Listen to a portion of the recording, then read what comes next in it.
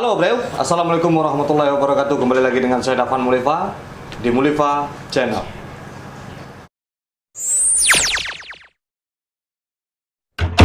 Oke bro, sekarang kita membahas seputar Minang kembali seperti biasanya. Kali ini saya kedatangan seorang gadis yang sangat cantik, imut, dan manis sekali, yaitu Feni. Feni. Ya, Feni apa nama panjang Feni? Feni Monica. Mau nikah? Berarti nggak nikah-nikah? Belum. Mau nikah doang? Mau. Feni mau nikah? Mau. Mau nikah? Berarti mau doang? Nikahnya kapan? Kalau udah nikah berarti Feni nikah. Oke, Feni adalah gadis dari Malalo. Malalo. Tahu Malalo? Malalo adalah Salingka Danau Singkara, tapi beda kabupaten dengan kampung saya Saniambaka. Malalo adalah kabupaten Tanah Datar. Oh, Tanah Datar, Kabupaten Tanah Datar. Dia juga masuk dalam Batipo ya. Ya, Batipu Selatan. Batipo Selatan ya. Feni tahu tentang channel Mulifa Channel nggak? Tahu. Tahu ya? Tahu. Suka bersejarah berarti ya? Bersejarah ya, suka. Suka ya? Nah, itu.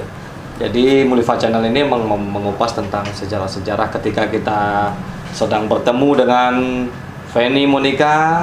Masih saudara mana Monica enggak? Saudara jauh. Saudara jauh ya. Jadi emaknya Feni Monica dengan emaknya Agnes Monica adalah sama-sama emak-emak. Ya. Kita akan membahas seputar yang ada di Malalo. Jadi di Malalo itu ada seorang syekh yang sangat terkenal sekali dari Tarikat Satariyah. Namanya Syekh 50 Malalo. Kenapa dia bergelar Syekh 50? Padahal dia berada di Tanah Datar. Dan Feni ini adalah seseorang dari keturunan murid Syekh 50 Iya. Malalo. Siapa nama engku Feni? Angkunya namanya Pak Kienaro Amin. Murid dari almarhum ya. Almarhum. Murid dari Syekh Pakih Naro Amin. Oke. Jadi kita akan membahas tentang Syekh 50 Malalo, bagaimana sepak terjangnya dalam tarekat Satariyah dan bagaimana kisahnya. Kita saksikan terus di Mulifa Channel. Ini dia video. Syekh Tuanku 50 Malalo lahir pada tahun 1730 dan meninggal pada tahun 1930. Ulama besar pendekar Satariyah di pedalaman Minangkabau. Beliau masyhur digelari dengan Uwai 50 Malalo. Tokoh dikenal sebagai salah seorang ulama besar Tarikat Satariyah. Beliau mempunyai jaringan intelektual yang luas di kalangan ulama-ulama Minangkabau. Apakah di rantau sebagai pusat Satariyah maupun di Darek yang dipandang secara gamblang menjadi pesaing ulaan. Di samping itu, ulama yang satu ini mempunyai karir serta reputasi yang sangat diperhitungkan dalam membidani surau-surau basis tarikat di pesisir maupun di pedalaman Minangkabau. Meski menjadi salah satu ikon inti dalam jaringan pendidikan di abad 19 hingga akhir awal abad 20, namun tak banyak sumber yang berbicara langsung mengenai tokoh yang satu ini. Bukti keterkaitan beliau selanjutnya kita lihat dalam silsilah keilmuan tarikat Satariyah, di mana cukup banyak ulama-ulama di abad ke-21 dan 20 yang mengaitkan keilmuan mereka kepada Tuanku 50 ini. Demi melihat sejarah intelektual beliau, kita akan mendapati berbagai macam kesaksian tentang ketokohan ulama ini.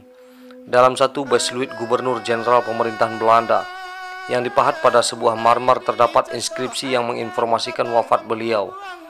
Beliau dicatat wafat pada tahun 1930 dalam usia yang sangat sepuh, yaitu 200 tahun.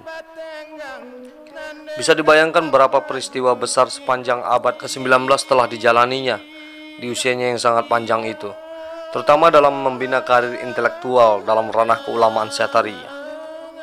Keindahan Danau Singkara, tempat terletaknya kampung Malalo, mukim Syekh Tuanku 50. Bila kita hitung mundur dari informasi wafat Tuanku 50, kita dapati bahwa tahun kelahiran beliau ialah di awal abad ke-18, tepatnya tahun 1730. Nama kecil beliau ialah Jinang. Setelah dewasa yang agak alim digelari dengan Pakiah Majolelo, dan setelah menjadi ulama terkemuka masyhur disebut dengan Tuanku 50 Malalo. Ada beberapa versi kisah yang diterima dari sumber-sumber oral di Malalo mengenai sebab pemakaian gelar 50. Setelah tanda keulamaan tuanku, yang pasti ungkapan 50 merujuk kepada sebuah negeri, yaitu Luak 50, salah satu daerah di pedalaman Minangkabau yang termasuk wilayah asal inti Minangkabau. Versi pertama menyebutkan bahwa gelaran 50 berasal dari dedikasi intelektual beliau ketika berdebat dengan ulama-ulama 50 kota. Inti perdebatan yang dimaksud ialah mengenai permasalahan martabat 7, kajian filosofis dalam tarekat Syatariyah. Sebagaimana disebut dalam beberapa sumber, terdapat polemik yang cukup sangat hangat antara ulama-ulama Darek dengan ulama-ulama pesisir. Dalam hal tarekat ini, ulama Darek kala itu yang secara genetis dikenal sebagai pembaharu mengungkapkan kajian martabat 7 yang dibawa oleh pemuka Syatariyah merupakan satu materi yang rumit, sehingga hanya dapat dipahami dan diajarkan oleh ulama-ulama besar yang mumpuni seperti Syekh Abdul Ra'uf Asingkili. Selain itu, pengajian martabat 7 yang berkembang di kalangan ulama-ulama masa itu sudah terlalu jauh melewati ranah filsafat metafisika yang rumit, bahkan terkadang bisa membawa kepada kekufuran. Sedangkan ulama-ulama pemangkunya tidak dipandang begitu alim untuk mengajarkan paham yang pelik ini. Selain itu juga ada sementara kalangan yang mencap kajian ini sebagai celah menjadi zindik, bukan memperdekat, malah memperjauh dari ketuhanan. Tak banyak ulama-ulama Syatariyah yang maju ke depan membela ajaran mereka. Kebanyakan nampak berdiam diri. Namun tidak begitu dengan Uwai 50 Malalo. Salah satu daerah yang dihuni oleh ulama-ulama ialah Luak 50. Di sana telah dinyatakan sengketa terhadap paham martabat 7. Melihat demikian, diadakanlah semacam muzakarah untuk membicarakan paham yang pelik tersebut di muka sekalian ulama-ulama Luak 50. Sedangkan di kalangan Syatariyah diundanglah Tuanku 50 sebagai pembandingnya. Setelah dilangsungkan, ternyata Tuanku 50 dapat mempertahankan argumentasinya terhadap martabat 7 tersebut. Meskipun telah berganti-ganti ulama 50 untuk mendedah sekaligus mendapat pengajian lama itu, tiada yang mampu menjatuhkan hujah Uwai. Akhir dari muzakarah itu, para ulama 50 mengakui kealiman Tuanku 50. Sehingga digelarilah beliau dengan Tuanku 50, yang berarti Tuanku yang telah mempertahankan kaji martabat 7 di depan ulama-ulama 50 kota. Sehingga sebagian orang mengatakan kalau tidaklah Tuanku 50, tentu habis sajalah pengajian Syatariyah ini di Minangkabau. Versi kedua dari sebab gelaran 50 ialah di mana Tuanku ini telah lama menetap dan mengajar di Luak 50 kota, sehingga digelari sajalah beliau dengan Tuanku 50. Mengenai jaringan intelektual beliau, kita tidak menemui satu catatan yang sempurna mengenai guru beliau, tempat menimba ilmu. Hal ini telah merupakan implikasi dari kitab-kitab peninggalan beliau yang sebagian besar raib atau hilang, sehingga informasi betapa besar pun tidak bisa kita korek dari catatan-catatan yang ditinggalkan. Dari sumber-sumber yang ada disebutkan bahwa Tuanku 50 pernah menimba ilmu kepada Tuanku Syekh Abdullah di Surau Gadang pada tahun 1901. Ayah dari Syekh Abbas Abdullah Padang Japang Payakumbuh. Guru beliau diketahui sebagai seorang ulama besar, pemimpin lembaga pendidikan tradisional di abad ke-19. Syekh Abdullah memiliki rantai keilmuan yang kokoh sebab beliau telah memperoleh ilmu di Surau Taram dari Tuanku Syekh Sungai Durian. Guru Tuanku 50 lainnya yang cukup terkemuka di kalangan Syatariyah ialah Tuanku Syekh Abdurrahman Lubuk Ipoh Pariaman. Beliau merupakan salah seorang ulama tersohor dalam jaringan ulama Syatariyah, mempunyai sanad keilmuan hingga Syekh Burhanuddin ulaan sendiri. Cukup lama Syekh 50 di Lubuk Ipoh, sehingga beliau dipercaya Syekh Lubuk Ipoh untuk mengajar murid-murid yang banyak di surau ini. Hanya tokoh ulama ini yang diketahui sebagai tempat pengambilan ilmu Tuanku 50. Untuk selanjutnya, setelah lama menimba ilmu, Tuanku 50 kemudian kembali ke Malalo dan mendirikan surau terkemuka di kalangan penuntut ilmu belakangan ini di kaki sebuah gunung. Kemudian surau itu dikenal dengan nama Surau Uwai 50. Sistem belajar yang beliau terapkan di Surau Uwai ialah sistem kaji duduk halakah, di mana murid-murid mengelilingi guru. Materi yang diajarkan mencakup cabang-cabang pokok keilmuan Islam, yaitu fikih, tauhid, dan tasawuf. Di samping ilmu alat berupa nahwu, kitab yang diajarkan berupa kitab-kitab klasik di kalangan ulama-ulama mazhab Syafi'i seperti Minhajut Talibin karya Imam Nawawi dalam ilmu fikih, Awamil dan Fawaqih Janiyah karya Syekh Katab dalam ilmu alat. Kitab-kitab itu disalin dengan tangan oleh murid-murid dari kitab-kitab induk yang berusia lebih tua. Pengajaran tarikat Satariyah menjadi pelajaran yang populer tentunya di surah Uwais 50. Namun kita tidak menemui catatan kitab-kitab apa yang menjadi rujukan di surah Uwais. Namun disinyalir kitab-kitab Syekh Abdul Rauf seperti Tanhibul Masih tetap menjadi pegangan utama. Salah satu bentuk inovasi yang dikembangkan oleh Tuanku 50 dalam mengajar pengajian tubuh ialah dalam kesenian salawat dulang, berupa nyanyian syair-syair dalam bahasa Minang yang sangat kental dengan pengajian tubuh.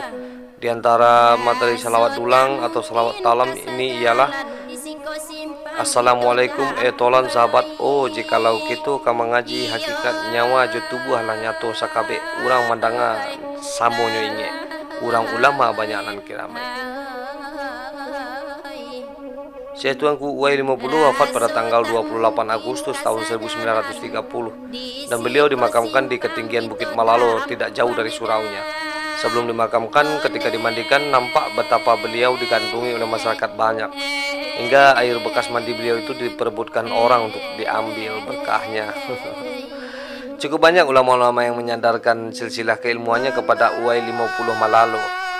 Sebagian mereka menjadi pionir dari kalangan ulama Satariyah di kemudian hari. Di antaranya ialah Syekh Angku Ulamo Kototuo, Pakih Majolelo, Syekh Cubada Ayah Periaman, Syekh Mato Ayah Pakandangan, Syekh Balinduang Pilubang.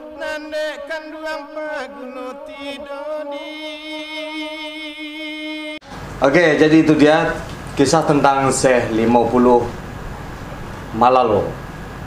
Nah, dia kenapa dikasih gelar 50 Malalo? Karena dia pernah berdebat dengan syekh-syekh atau guru-guru besar yang ada di Malalo itu tentang martabat nan tujuh. Nah, ini memang tarikat Satariyah ini sesuatu tarikat yang sangat rumit. Jadi kita harus mempunyai intelektual yang tinggi untuk mengerti sebuah tarikat ini. Jadi tarikat artinya adalah ilmu tubuh. Ya kan? Iya. Nah, jadi Minangkabau, perkembangan Minangkabau atau perkembangan Islam yang ada di Minangkabau itu tidak jauh-jauh daripada keilmuan tarikat. Nah, yang masih aktif sampai sekarang tarikat-tarikat yang terbanyak di seluruh Indonesia ini adalah Minangkabau. Oke, itu dia Feni. Semoga banyak yang menziarahi makam Syekh 50 Malalo. Semoga beliau selalu berada di dekat Allah Subhanahu wa Ta'ala. Ya, walaupun nama beliau ini tidak terlalu sebesar Syekh Abdul Rauf Al-Singkili atau Syekh Burhanuddin, tapi setidaknya beliau telah menorehkan sejarah untuk anak cucu tentang pengajian agama Islam. Jadi sebenarnya tarikat itu tidak membeda-bedakan kita. Tarikat hanya jalan menuju Allah. Bersatulah Minangkabau, bersatulah Indonesia, selalu di Mulifa Channel. Terima kasih.